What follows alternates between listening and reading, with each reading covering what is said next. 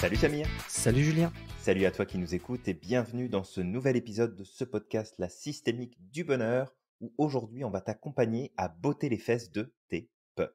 Alors Samir, on va parler des peurs et pourquoi on va parler des peurs? Parce que ça fait peur? Je sais pas. Mais non. Parce que justement, malheureusement, les peurs, c'est une des choses qui nous empêche d'avancer dans notre vie. Et on a pu le dire la dernière fois, il faut savoir que 95% de nos peurs sont fictives, factices même, si on pourrait dire les choses comme ça. C'est-à-dire qu'elles ne se Tout à fait. produiront jamais. Mais malheureusement, bah, quand ça prend trop d'ampleur, bah, ce qui se passe, c'est que ça va nous bloquer dans pas mal de projets, d'objectifs, le fait de laisser trop de place à nos peurs. Oui, tout à fait Samir. Et c'est vraiment là-dessus qu'on va attirer ton attention, toi qui nous écoutes aujourd'hui. C'est sur ces peurs en fait qui sont mentalisées et de bien faire la distinction entre les peurs qui viennent du mental et les peurs qui sont liées à notre environnement parce que il y a un incident qui se produit, parce qu'il y a un accident qui est sur le point d'arriver, parce qu'il y a un danger qui se présente et en fait ces peurs-là, elles sont tout à fait pertinentes et intéressantes, hein, nous permettent d'avancer, mais c'est surtout sur les peurs qui sont liées au mental qui nous bloquent littéralement. Elles nous empêchent d'avancer parce qu'en fait, on n'utilise pas les bonnes stratégies pour pouvoir s'en sortir. Et peut-être que le premier point dont on pourrait finalement parler, Samir, ici, sur ce sujet-là, c'est de voir que, comme tu l'as dit, les peurs qui se réaliseront jamais sont des peurs qui viennent de notre mental. Et en fait, elles viennent dans notre mental et elles passent par notre imaginaire. Et en fait, nos Exact. peurs sont liées, la plupart de nos peurs sont liées à une projection qu'on va se faire dans notre esprit, dans notre mental, et tous des scénarios catastrophes qu'on va avoir en tête. Alors, je sais que toi, Samir, ça fait partie un peu de tes processus de fonctionnement. D'abord de penser à tout ce qui Au pourrait mal pire, se produire avant de recadrer. Est-ce que peut-être tu peux nous en parler un peu justement de ce qui se passe pour toi dans tout ce processus-là? ouais, exact. Bah, avant peut-être de parler de ce processus, j'aimerais donner une citation de Will Smith justement qui va dans le sens de ce qu'on dit et qui dit: «La peur n'est pas réelle, c'est un produit des pensées que vous créez. Le danger est très réel, mais la peur est un choix». Et donc ça, moi, je trouvais que Mhm, c'était, ça va vraiment dans le sens de ce qu'on dit. Et par contre, oui, sur mon processus de pensée, c'est que alors je suis quelqu'un de très positif, je suis quelqu'un qui recycle aussi beaucoup, très mhm. optimiste, mais en fait, cet optimisme cache quelque chose, c'est-à-dire que avant d'être optimiste, les premières choses qui me viennent à l'esprit, c'est mes peurs. Mes peurs, les pires scénarios qui peuvent être possibles. D'ailleurs, on m'appelle Spielberg, c'est l'un de mes, surnoms parce que justement, j'ai une capacité à imaginer des choses, tu sais, même une petite pierre qui va rouler, je vais imaginer qu'elle va, tu sais, qu'elle va grossir, qu'elle va tomber dans la neige, puis après ça va grossir et ça va engloutir un village complet. Je peux aller très loin, hein. Mais oui, au départ, en fait, je vais avoir plein d'images de ce qui pourrait se passer de façon négative. Alors, c'est là où en fait, j'ai appris à gérer dans le sens où bon, des fois je me laisse déborder, mais j'ai appris justement à cadrer beaucoup plus vite qu'avant. C'est-à-dire que je vais les laisser venir, puis après je vais les exprimer et après ça, je vais commencer à me dire: «Bah, OK, en fait cette peur, elle est pas si grave que ça». Parce que derrière, ça nécessite une action ou peut-être 2 actions ou peut-être 3 actions, Tout à fait, ouais. mais OK, il y a cette peur, finalement c'est pas si grave que ça, je vais pas mourir, OK. Je vais pas, je veux dire, c'est pas fatal. Donc derrière, il me suffit de poser Mhm. des actions. Donc voilà les actions que je pourrais poser au cas où ça va arriver. Et en fait, c'est un peu comme ça en général que j'agis, dans le sens où je les laisse arriver. Alors parfois, elles prennent un peu de place avant que je recadre, parfois ça va vite et derrière, en fait, directement, je me dis: «OK, bah, tu vois, ça, c'est pas si grave, en fait, il faut poser juste ces actions-là. Ça, c'est pas si grave, il faut poser ces actions-là».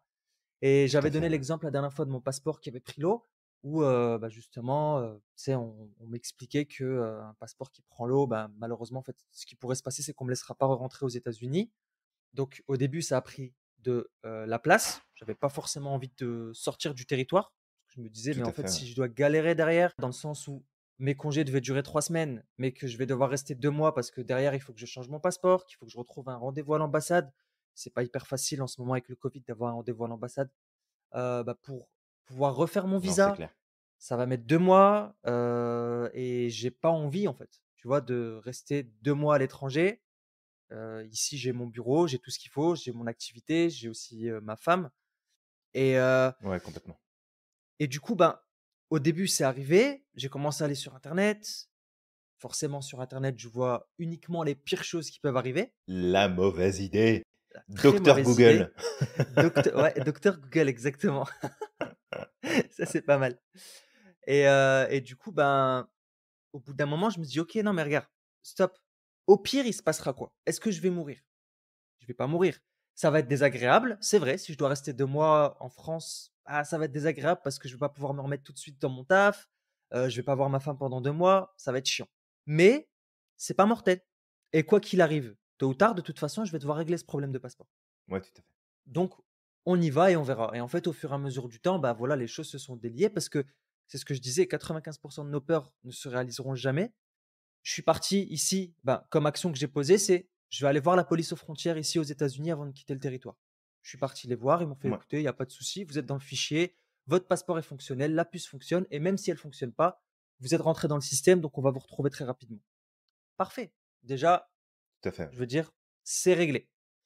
Je suis arrivé en France, le douanier français me dit vous n'allez pas pouvoir rentrer. Je dis non, mais en fait, vous êtes en train de raconter des cracks parce que j'ai été voir la police aux frontières et il n'y a pas de souci.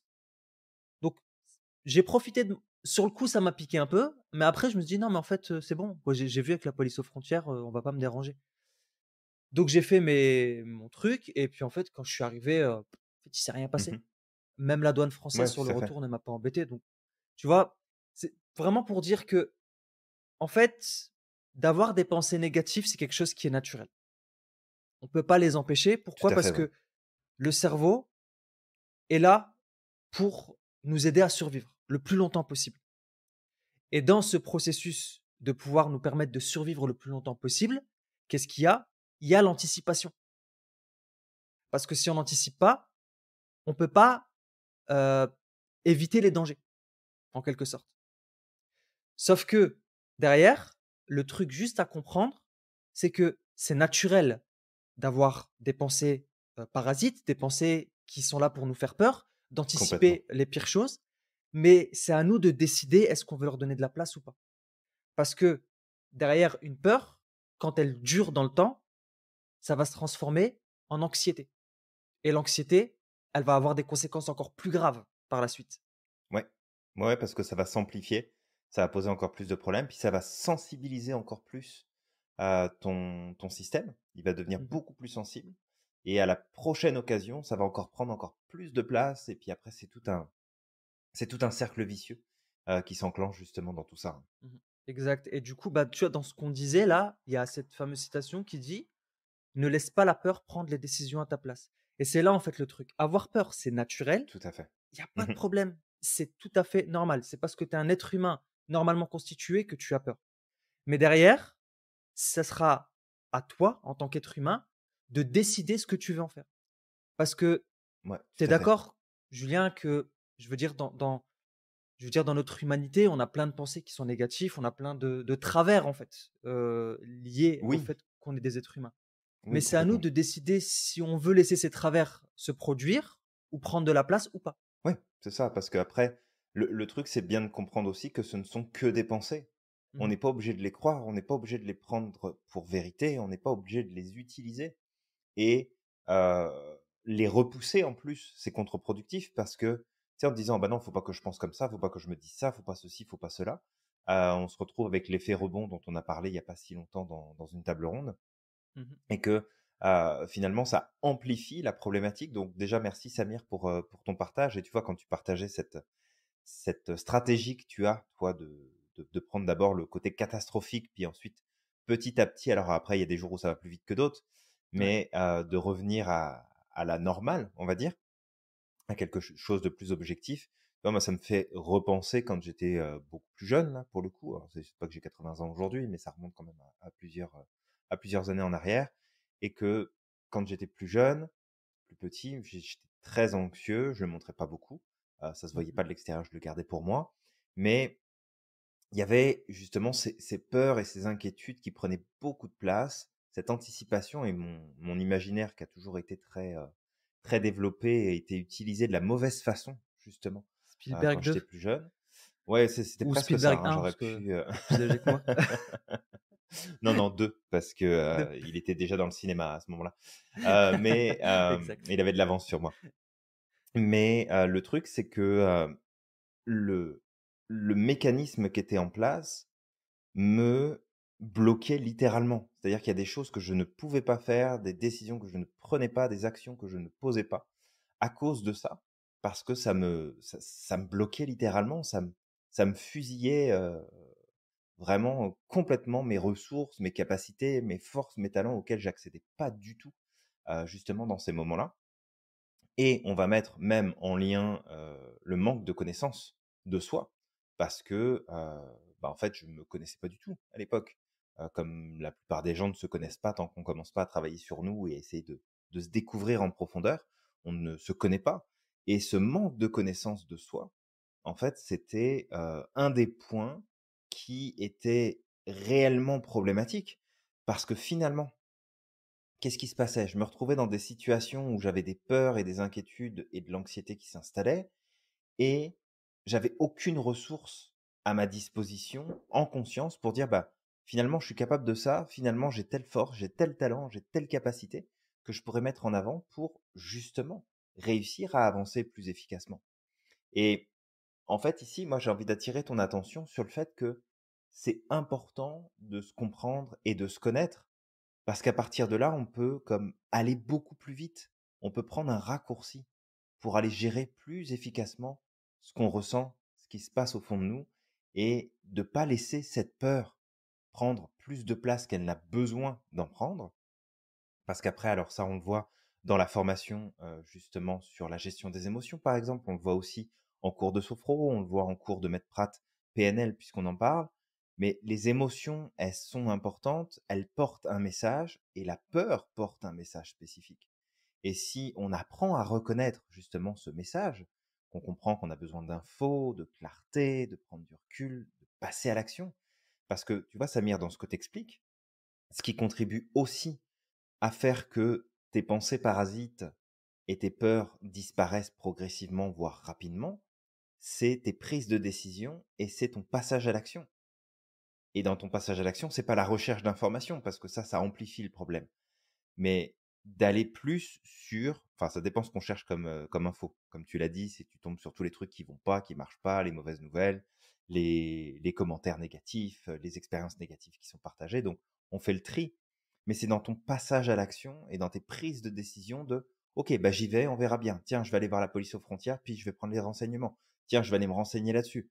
Et en fait, c'est tout ça qui fait que tout ce jeu de pensée et de peur, bah, ça prend moins de place dans le système et moi, ça a mis longtemps avant de percuter, finalement à l'époque où je gardais mes peurs, je les avais avec moi. Puis oui, à certains moments, je prenais des décisions où je passais à l'action et puis je me sentais mieux.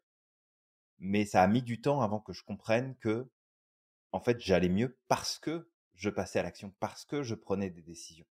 Et ça, déjà, c'est une piste que tu peux appliquer, toi qui nous écoutes, si tu veux botter les fesses à tes peurs, de prendre des décisions, de passer à l'action, d'y aller, d'aller de l'avant, en fait. Totalement, Julien. Et il y avait aussi une autre chose, une fois qu'on avait partagé lors d'un live, c'est que l'un des meilleurs remèdes contre la peur, c'est la connaissance. C'est-à-dire que souvent, la peur est le produit de notre méconnaissance d'un sujet. Je me rappelle une fois je sais plus, c'était dans un atelier, il y avait quelqu'un qui avait ramené un serpent. Et le gars, c'était un expert, tu sais, des serpents, OK. etc. Il Mmh. a expliqué, voilà, ce qu'était le serpent, dans quel cas ils vont mordre, etc. Et au fur et à mesure du temps, il passait du coup dans les rangs et les gens caressaient ce serpent-là. Et en fait, c'est ça le truc, c'est que lorsqu'on ne connaît pas quelque chose, ben, c'est pareil. Notre cerveau va nous amener, ou plutôt notre mental va nous amener plein de choses. Oui, mais si jamais il se passe ceci, il va se passer cela. Et si jamais ça, et si jamais ça. Et du coup, ça amplifie nos peurs. Quand j'étais gamin, j'avais peur aussi des abeilles parce que je ne les connaissais pas. J'avais peur d'être piqué par une abeille et d'en mourir. Mais par la suite, en fait, en me renseignant, je me suis rendu compte qu'effectivement, il y a des personnes qui pouvaient être allergiques aux abeilles et du coup, forcément, bah, pouvaient avoir des complications, mais que dans la majeure partie des cas, la majeure partie des gens n'ont pas forcément de complications. Et derrière, que de toute manière, une abeille ne te piquera que si elle se sent en danger. Et ça, pour qu'une abeille se sente en danger, il faut y aller. Et puis par la suite, j'ai même appris à les aimer, les abeilles, parce que justement, je me suis rendu compte de l'importance des abeilles dans notre écosystème. Donc ça, c'est justement la connaissance qui m'a permis de passer de la peur des abeilles, parce que quand j'étais gamin, une fois ma petite sœur a pris une abeille dans sa main, elle allait la manger, donc elle aurait pu avoir de graves complications. Et ça m'avait traumatisé. Et plus tard, bah, en apprenant, je me suis rendu compte qu'en fait, bah, les abeilles, je les adore. Oui, tout à fait. Et tu vois, tu prends cet exemple-là et bah, moi, je prendrais l'exemple, tu sais, si on reste dans le même domaine, les hyènes. C'est un animal qui me faisait vraiment peur quand j'étais petit, Ouais, parce que je l'associais à quelque chose de très méchant, à quelque chose d'agressif, à quelque chose de peut-être c'était comme vraiment «Ah non, j'aime pas ça, je veux pas les voir», même quand on allait au zoo quand j'étais petit, c'était «Ah non, je veux pas voir ce truc-là» mmh, et en fait, pareil, tu sais, j'ai vu des émissions, j'ai vu des choses et finalement, je me suis rendu compte, bah, oui, c'est des animaux sauvages, donc ça représente un risque aussi, tu sais, tu vas pas aller, caresser une hyène, que tu vas aller voir dans la savane. On s'entend que tu prends un risque, mais en fait, ça reste ni plus ni moins qu'un gros chien. Tu sais, ouais, c'est juste un gros chien. Voilà, mmh, un gros chien alors qui a une attitude un peu particulière, tu sais, un un corps un petit peu particulier, donc il peut être un peu inquiétant de par sa posture, mais en vrai, c'est juste un gros chien. Alors c'est un gros chien sauvage, qui peut qui peut faire beaucoup de dégâts, mais en vrai, t'as pas besoin d'en avoir peur et c'est vrai que plus j'en avais appris sur cet animal, plus je me suis rendu compte que, bah, tiens, finalement, OK, ça va. C'est pas j'ai pas besoin d'avoir une appréhension particulière. Alors, je ne vais pas en Afrique, donc c'est pas demain la veille que je vais croiser une hyène, en allant faire mes courses. mmh. Mais, c'est juste pour le principe, effectivement, plus tu vas chercher d'infos, mais que tu choisis aussi les infos. Parce que j'aurais pu aller chercher toutes les infos qui confirmaient ma peur de, «Ah bah oui, en fait, c'est agressif. Ah bah oui, il y a des accidents. Oui, en fait, elles sont intentionnées elles ont une intention négative. Non, pas du tout. C'est comme les requins, ils n'ont pas l'intention de te bouffer. Les requins, ils te bouffent parce qu'ils te confondent avec un phoque ou une otarie. Alors, tu sais, c'est comme, ok, bon, l'animal en même temps, c'est pas de sa faute. Je suis dans son environnement, il m'attaque. J'ai peut-être une combi qui ressemble un peu à la couleur de la peau D'une d'un tortue phoque ou ou d'une ouais. otarie ou d'autres choses. Et puis, du coup, il a l'impression que c'est à manger. Mais c'est ça, en allant chercher des infos. Alors, ça veut pas dire que si demain je nage en pleine mer et qu'il y a un requin à côté de moi, je vais être content. À mon avis, je vais pas faire le fier tout de suite. Mmh. Mais tu sais, il y a quand même plein d'informations qui vont venir me rappeler que, ok, le requin n'aime pas la chair humaine, il aime pas ça, ça l'intéresse pas, c'est pas quelque chose qu'il mange. Si je fais pas de mouvement spécifique, si je l'excite pas entre guillemets, bah normalement il devrait me laisser tranquille. Il y a peu de chances qu'il m'attaque. Si je suis pas sur son territoire et qu'il est pas là pour défendre son territoire, bah ok, on est bon. Fait qu'il y a plein de critères qui font dire que, ok, oui, il y a des incidents, il y a des accidents, il y a des morts tous les ans. C'est triste, mais en même temps, voilà, ça reste un animal sauvage et que on n'a pas nécessairement besoin d'entretenir un climat de peur autour de ça. Et en fait, c'est pour tout pareil, hein. Tu sais, il Ouais. y a beaucoup de gens, par exemple, qui se lancent pas dans une entreprise parce qu'ils ont peur d'avoir des problèmes. Mmh. Il y a plein de gens qui décident de ne pas faire telle ou telle activité parce qu'ils ont peur qu'il se produise quelque chose. Parce que tu comprends, on a entendu dire que, et puis on a vu que, et on a eu telle chose, et on a eu tel machin. Et en fait, c'est tout ça, c'est des peurs qui sont mentalisées et qui nous empêchent d'avancer comme on a envie, parce que on laisse notre imaginaire et notre cerveau sélectionner des informations qui vont venir comparer en fait ce qui se passe à l'extérieur avec ce qu'on croit à l'intérieur, jusqu'à ce que ça colle. Et finalement, bah, on a plus de pensées négatives que de positives, donc forcément, ça prend de l'ampleur. Exact. Bah, ça me fait penser aussi à 2 autres histoires. Bah, tu parlais des hyènes. Moi, c'était les chauves-souris aussi. Chauves-souris, j'en avais très peur quand j'étais gamin parce que c'était associé aux J'adore les vampires et chauves-souris. compagnie. Bah, je les adore aujourd'hui, justement. Et avant, je veux dire, j'en avais hyper peur et au fur et à mesure du temps, pareil, j'ai commencé à me renseigner sur eux et tout et aujourd'hui, je les adore et la dernière fois d'ailleurs, on était parti dans un zoo quand j'étais en France, en Belgique et à un moment, tu passes dans une salle où il y a des chauves-souris en liberté, en fait, qui passent à côté de toi et cetera et je l'ai fait sans aucun souci parce que j'avais complètement confiance. Je sais qu'une chauve-souris, elle ne t'attaque pas comme ça sans raison. Même généralement, elles n'attaquent personne. Après, ça peut arriver si, elles ont des maladies, des choses comme ça, mais dans Tout à fait, ouais. 99 des cas, normalement, elle t'attaque pas et j'étais parti sans aucun souci et j'ai vraiment apprécié cette expérience et ça me rappelle une autre histoire et ça, c'est mon, grand-père en France. Je dis mon grand-père parce que moi, je l'appelais grand-père, mais c'est le frère de mon grand-père parce que c'était la seule personne, que j'avais, en France à cette époque-là avec, Ok. à part mes parents et hem Et du coup, quand j'étais jeune, donc il était commerçant. Donc il a vendu du pain, il a eu, des magasins, tu sais, des petits magasins justement d'alimentation générale, mais aussi à certains moments, donc il a vendu des glaces avec un camion. Justement, il avait un petit camion D'accord. de glace Mmh. et à un moment, dans la ville où il était, il y avait des gens du voyage et tout le monde lui disait: «Ne va surtout pas là-bas parce qu'ils vont te dépouiller et tu ne retrouveras même plus ton véhicule». Mmh. Et lui, en fait, c'est quelqu'un d'hyper ouvert et qui aime bien les gens. Il disait: «Mais en fait, non, moi je vais y aller. Je vais y aller parce que, en fait, je les connais pas. Pourquoi est-ce que, Ouais, tout à fait. je vais partir avec des a priori?» Donc il est parti dans ce camp de gens du voyage et quand il est arrivé, il me disait que, vu qu'ils n'ont pas l'habitude de voir des gens arriver, bah, ce qu'ils ont commencé à faire, c'était, tu sais, lui enlever ses jantes, il y avait vraiment des gens qui étaient là pour lui enlever ses jantes et cetera, tu vois?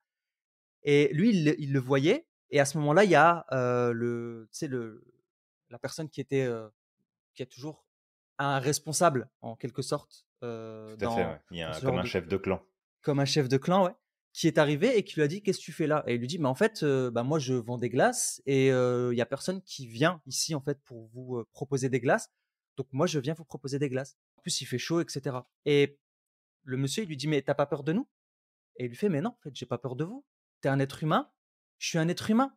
On est pareil. Je veux dire, j'ai rien de plus que toi et tu as rien de plus que moi». Et donc en fait, ils ont discuté, tranquillement et au bout d'un moment, en fait, donc le chef a demandé aux gens de remettre les choses où ils étaient, tu sais, à leur place et ils ont sympathisé et c'était le seul à pouvoir rentrer dans le camp de gens du voyage. Donc après, c'était tu sais, c'est le rendez-vous habituel, quoi. Ils savaient que tous les soirs, il allait venir leur proposer des glaces et les enfants étaient ravis et puis, et en fait, bah, lui, c'était quoi son remède? Les gens avaient peur, donc ils connaissent pas, ils rentrent pas. Lui, il s'est dit: «Ben non, moi je les connais pas, je vais aller les connaître» et en allant au contact, bah, de ces gens du voyage, bah, il a sympathisé avec eux, il s'est fait un ami et derrière, bah, les enfants ont pu justement, avoir des glaces, tu sais, pendant l'été quand il faisait chaud et cetera. Et je trouvais cette histoire, en tout cas de Ouais, mon complètement. grand-père, qui était hyper inspirante, quoi. C'est tu sais, les gens ne veulent Ouais, pas y vraiment, aller, moi j'y vais. vraiment. Mmh. Mais c'est la preuve aussi que tu peux choisir qu'est-ce que tu vas vivre, comme qu'est-ce que tu vas te donner à vivre comme situation. OK, il y a des choses qui se présentent, OK, il y a des choses qui sont là, mais qu'est-ce que tu décides d'entretenir comme attitude, comme comportement? C'est quoi le choix que tu fais? Mmh Et mh. c'est là, en fait, où on a notre pouvoir. Mais encore une fois, ça, tu le fais parce que, bah, tu te connais toi. Tu connais tes Mmh. forces, tu connais tes talents, tu connais tes capacités, tu sais ce qui est important pour toi, tu as au clair tes valeurs en tête et tu vas de l'avant. Alors, ça aurait pu mal se passer aussi. Mmh. Ça aurait Ça pu ne aurait pu. pas, tu sais, ça, il aurait pu se faire dépouiller et puis même peut-être même agresser, pourquoi pas? Mmh. C'est possible. Mais derrière, c'est faire un choix de dire: «OK, bah, moi, je décide d'y aller. Je décide de faire telle ou telle chose. Je décide de mettre en avant tel ou tel point» et que finalement, bah, OK, ça se passe bien. Ça peut bien se passer. Pas toujours, mais ça Mmh. peut bien se passer. Et là, c'est un exemple, concret de, voilà, je fais le choix d'eux et puis parce que je connecte, parce que j'échange, parce que je me mets à la hauteur de l'autre, parce que je prends pas, tu sais, une attitude ou un comportement qui pourrait être mal perçu, mal vu, mal vécu, mal interprété. Bah, à partir de là, il se passe quelque chose, du coup, qui devient intéressant. Exact. Donc toi qui nous écoutes, tu vois, tu as des peurs comme tout le monde et comme l'a dit Samir, c'est normal d'avoir des peurs. On a tous peur. Les peurs sont importantes. Les peurs nous permettent de survivre. Les peurs nous permettent d'éviter des dangers. Mais parfois, même souvent, les peurs sont juste de la construction de notre mental par rapport à un manque d'informations, par rapport à des informations qu'on a qui sont erronées, ou par rapport à des expériences passées qui nous font croire que ça va encore se produire. Mais le futur est pas le passé. Le futur peut être différent si jamais on change notre attitude, si on change nos choix, si on change nos actions et nos réactions. Alors on peut effectivement sortir de tout ça et aller chercher d'autres éléments. Et un autre point qui me vient en tête aussi, Samir, c'est justement dans nos réactions. Il y en a une en particulier qui me vient en tête et à laquelle il faut faire très attention, c'est le processus d'évitement. L'évitement est un mécanisme qu'on utilise souvent et qui en fait est un processus qui appartient à nos mécanismes automatiques de défense où finalement c'est notre reptilien, c'est notre cerveau animal qui nous pousse à fuir ou à combattre. Et si je me rends compte que je ne peux pas combattre, alors je vais fuir ma peur. Mais fuir ma peur, la meilleure stratégie que j'ai pour le faire, c'est l'évitement. Et l'évitement, en fait, nous place de façon systématique en mode passif. Mmh. Et en mode passif, on est en mode attente. Et l'attente amène toujours une amplification de la peur. Fait que ça, c'est important aussi à prendre en compte. C'est que si on veut dépasser nos peurs, il faut qu'on les affronte. Pas dans le sens où on va les se battre avec, mais on va y faire face. On va passer à travers. On va avancer. On va progresser à travers nos inquiétudes. Parce que à chaque fois qu'on va les éviter, le truc, c'est qu'on rentre dans une boucle de rétroaction dans notre système où on vient prouver à notre système que, bah regarde, j'ai évité parce que vraiment c'est dangereux, vraiment c'est problématique. Sauf que le problème va se présenter à nouveau, puisque la peur est dans ta tête, elle va revenir. Donc tu vas encore mettre en place des stratégies d'évitement qui vont l'éloigner pendant un temps, mais après on a l'effet rebond qui revient. Tu le repousses de ta conscience, puis paf, ça revient en double, en quadruple, en multiplie par 10, par 100, par 1000, et ça prend de plus en plus de place si jamais tu te mets en mode évitement. Et je sais que moi, à l'époque, quand j'avais justement ces peurs, ces craintes qui m'envahissaient de façon régulière, ben, je me mettais en mode évitement, puis je partais dans mon imaginaire en me disant, ben non, ben, il va pas se passer ça, puis ça va être comme ça, et puis ça se trouve, il se produira ça. Donc je trouvais des solutions alternatives dans ma tête, mais c'était de l'évitement. C'était un mécanisme de défense, ni plus ni moins.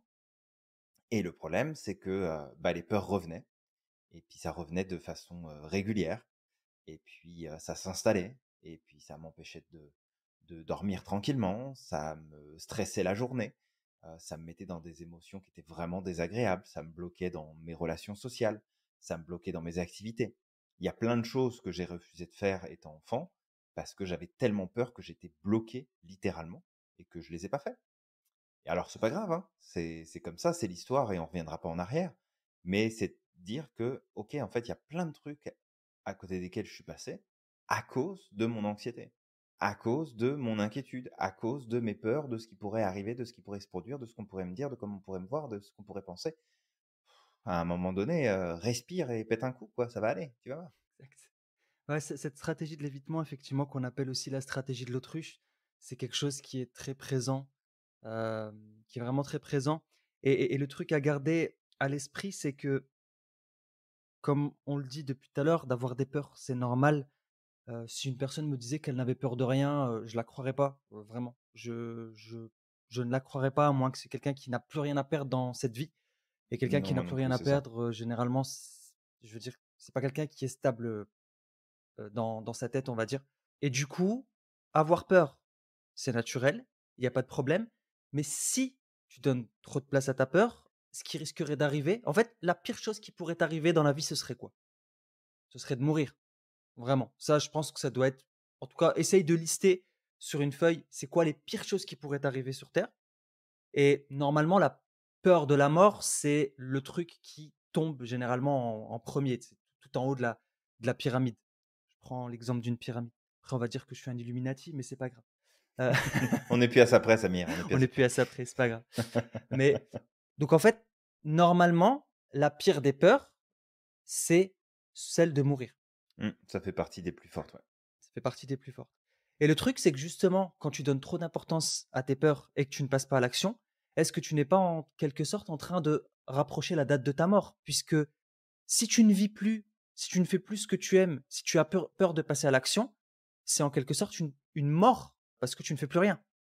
Ah oui, bah, tu meurs de l'intérieur, t'as plus de, tu sais, t'as plus de dynamique, t'as plus d'envie, t'as plus de souhait, t'as plus rien là, Tu as c'est plus de comme plaisir dans cette vide. vie. Ah, c'est Mmh. ça.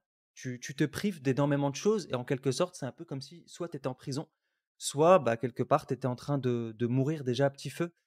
Donc derrière, c'est ça aussi de se dire que donner trop de place à nos peurs, ça nous tue et ça nous empêche de vivre. Donc de choisir. Est-ce que tu as envie de mourir déjà à l'avance ou est-ce que plutôt Ouais, tu as tout à envie fait. de vivre un maximum de choses et puis bah, justement de pouvoir vivre au maximum et le jour de ta mort, bah, c'est le jour de ta mort. Mmh. Mais techniquement, au moins, tu auras fait un maximum de choses. Parce que Tout à fait, ouais. imagine aujourd'hui que tu te prives toute ta vie à cause de tes peurs. Imagine-toi dans 20 ans, 30 ans, 40 ans, 50 ans et que tu es à 10 minutes de ta mort. Tu sais que tu vas mourir et que tu repenses à toutes les choses que tu n'as pas fait par peur. en sachant que ces peurs étaient juste fictives. Elles n'existaient pas. Enfin, elles n'étaient pas réelles. Tout à fait, ouais. Qu'est-ce que tu te dirais dans ces 10 dernières minutes de ta vie? Est-ce que tu diras: «Oh, ma vie, elle était extraordinaire, j'ai adoré ce que j'ai vécu, j'ai aucun regret, je peux partir tranquillement»? Ou est-ce qu'au contraire, tu diras: «Mais merde, ah, en fait, je fais partie de ces personnes», alors je sais plus c'était quoi le chiffre, mais il y avait un chiffre, qui ressortait souvent, que c'était plus de 50 des gens qui, à la fin de leur vie, regrettaient tout ce qu'ils n'avaient pas fait. Est-ce que tu penses que tu feras pas partie de ces personnes? Oui, tout à fait. D'ailleurs, c'est un livre écrit par, Bronnie Ware, à propos Mmh mh. justement des 5 regrets que, les mourants, partagent. Et ces 5 regrets, c'est, bah, voilà, j'ai pas fait assez, j'ai pas dit non assez, j'ai pas dit oui assez, je me suis pas fait confiance, j'ai pas fait ce que j'aimais, j'ai pas dit assez que j'aimais les autres.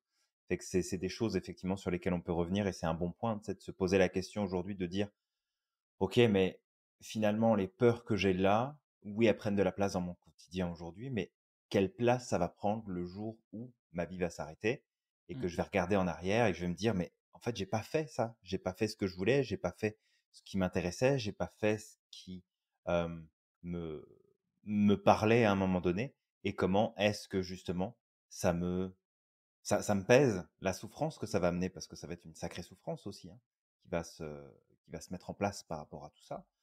Donc c'est vraiment de te dire: «OK, bah, j'ai des peurs aujourd'hui, je les accepte parce que ça fait partie du jeu, ça fait partie du processus.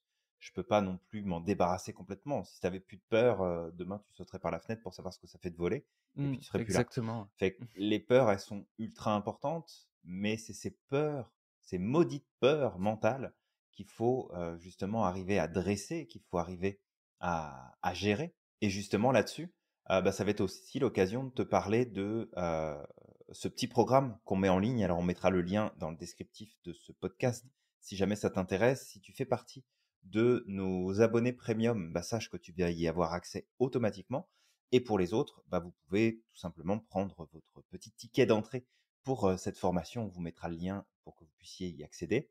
Et en gros, on parle de la peur, de l'anxiété, comment mieux gérer justement tout ça, comment en sortir plus efficacement avec des outils, des techniques, des stratégies qui ont été appuyés et validés aussi par la science, où finalement on a été sélectionné avec Samir les éléments qui sont pour nous les plus pertinents et qui apportent le plus de résultats pour bah, tout simplement vous permettre de progresser sur cette question de la peur. On va voir tout un tas de choses, hein. On va voir comprendre la peur, on va voir quelles sont les erreurs qui sont à éviter. Là, on a parlé de l'évitement, par exemple. Mais clairement, l'évitement est à éviter, pour le coup, si jamais on veut pas entretenir nos peurs. Donc il va y avoir ça, il va y avoir aussi le fait de plus se découvrir, mieux se comprendre, des stratégies pour aller au-delà des peurs, des outils pratiques, comment on transforme nos peurs aussi en énergie, comment Mmh. on transforme cette impulsion à l'intérieur de nous pour aller plus loin, pour vivre plus, pour faire plus. Parce qu'encore une fois, c'est ce qui se passe dans notre tête, c'est dans le mental que ça se produit, c'est pas une réalité. Et pour celles et ceux qui pourraient peut-être se dire à cet instant, ouais, mais à force d'y penser, tu finis par le produire. En fait, c'est pas tant le fait d'y penser à cette peur-là qui va produire la peur, qui va faire que ça va se réaliser. C'est parce que c'est toutes tes réactions d'évitement, de protection, de non-décision, de non-passage à l'action, de non-engagement, à cause de ces peurs que tu as dans ta tête, qui vont provoquer et produire les effets que tu ne veux pas qu'ils se produisent. Et en fait, c'est tout ça qui va jouer contre toi et qui va juste amplifier la problématique.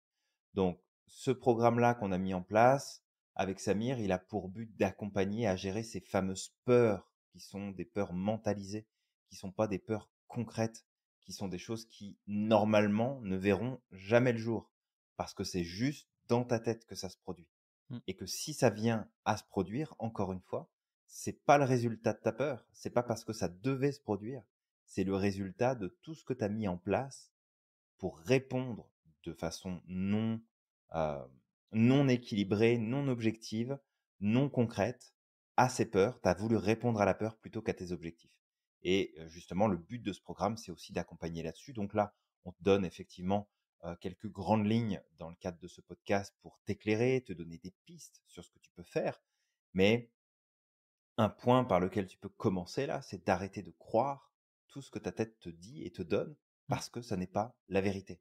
On a beaucoup de pensées qui traversent notre esprit et la majeure partie d'entre elles, c'est juste un gros mensonge. On n'a pas besoin d'y croire parce que ça n'a aucun intérêt pour nous, en tout cas consciemment. Pour l'inconscient, c'est autre chose, mais consciemment, on n'en a pas besoin.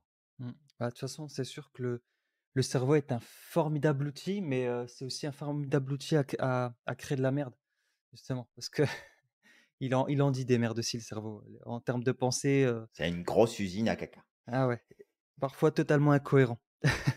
Qu'est-ce que vous faites dans la vie? Ah bah moi je produis de la merde toute la journée. C'est ça. Dans tous les sens du terme. Donc, avec tout ça, on espère t'avoir éclairé un peu plus sur comment botter les fesses à tes peurs. Un Mmh. petit récap, on arrête d'éviter, on va les affronter, on ne croit pas toutes nos pensées, on s'appuie sur nos talents, nos forces pour aller plus loin. On garde en tête des stratégies comme celle de Samir où on recadre, on reprend du recul, on va chercher de l'information, on se renseigne mais on filtre bien ce qu'on va chercher comme info. On veut pas de la confirmation, on veut pouvoir avancer. Et puis, on garde aussi en tête que les peurs ne se réaliseront que si on continue à entretenir les peurs. Mmh. Si on les entretient plus et qu'on avance, ça ne veut pas dire qu'on n'aura plus peur, mais ça veut dire qu'on entretiendra des comportements et des attitudes qui ne vont pas dans ce sens-là. Alors, on pourra, à ce moment-là, botter le cul de nos peurs et avancer plus efficacement. Mmh, Donc toi qui exactement. nous écoutes, si jamais tu le souhaites, partage, commente, dis-nous ce que tu penses de cet épisode. Dis-nous aussi s'il y a peut-être des sujets qui t'intéressent, que tu aurais envie qu'on aborde avec Samir dans ces épisodes de podcast. Et puis, bah, nous, on va continuer le travail, on va continuer d'avancer et de vous proposer à toutes et à tous un maximum de contenu avec de la valeur, avec des outils, des techniques, des stratégies pour vous aider toujours à aller plus loin. Exactement. Et toi qui nous écoutes, justement avant de te dire au revoir, je t'inviterai à utiliser au maximum cette question lorsque justement tu es envahi par tes peurs. C'est au pire, qu'est-ce qui se passera de grave? Si Tout à fait, ouais. ce n'est pas la mort et que tu peux poser des actions, fonce, fonce. Utilise au maximum cette question, utilise, les, astuces qu'on t'a données et crois au maximum en ton potentiel. Exact. N'oublie pas à quel point tu es magique et que tu as le pouvoir de réaliser absolument tout ce que tu veux. On se retrouve très bientôt pour un prochain podcast et on te dit à la À la prochaine. prochaine.